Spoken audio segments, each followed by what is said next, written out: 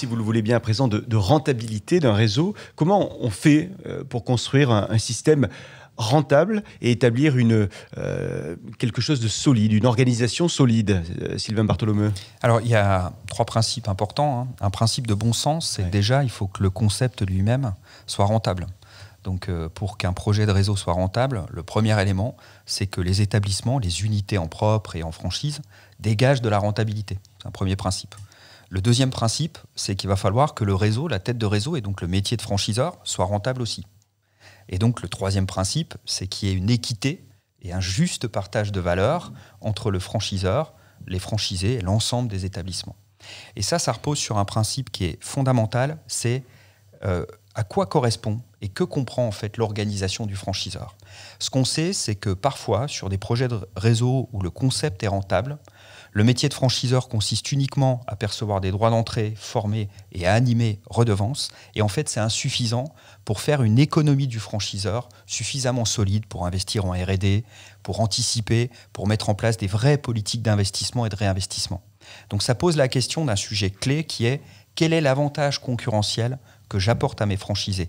Comment je constitue mon métier de franchiseur? On parle notamment dans le jargon de boîte noire, de savoir-faire non transmis.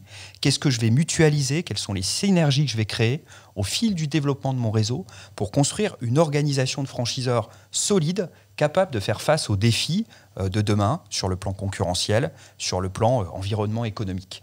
Donc ça, c'est des sujets extrêmement stratégiques. Ça repose sur ces éléments clés: la rentabilité des unités pilotes, la rentabilité de la tête de réseau, le juste partage de valeur et la notion de mutualisation et d'avantage concurrentiel.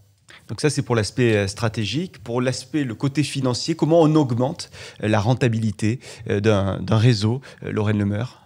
Pour augmenter la rentabilité de la tête de réseau, au-delà de l'aspect redevance, on peut voir plusieurs stratégies. On peut imaginer vendre directement des produits ou des équipements aux franchisés, ce qui va générer une marge tout en offrant des prix compétitifs à ses franchisés.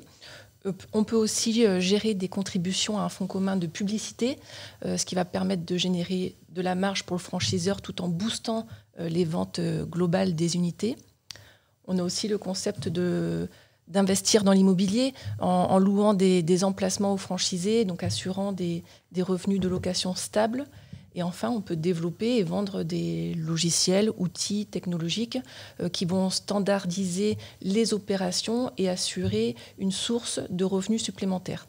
Donc ces stratégies permettent de diversifier les revenus et améliorent la rentabilité du réseau tout en soutenant les franchisés. François-Luc Simon. La rentabilité du franchiseur, il faut regarder les comptes de produits et les comptes de charges.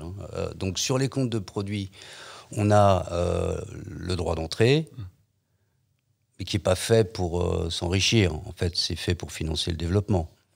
On a les redevances de franchise, les royalties. Là, on est censé gagner de l'argent. Mais il faut quand même rendre un service aux franchisés. Donc, on a coutume de dire que ces royalties doivent être proportionnelles et justifiées, évidemment, aux services rendus.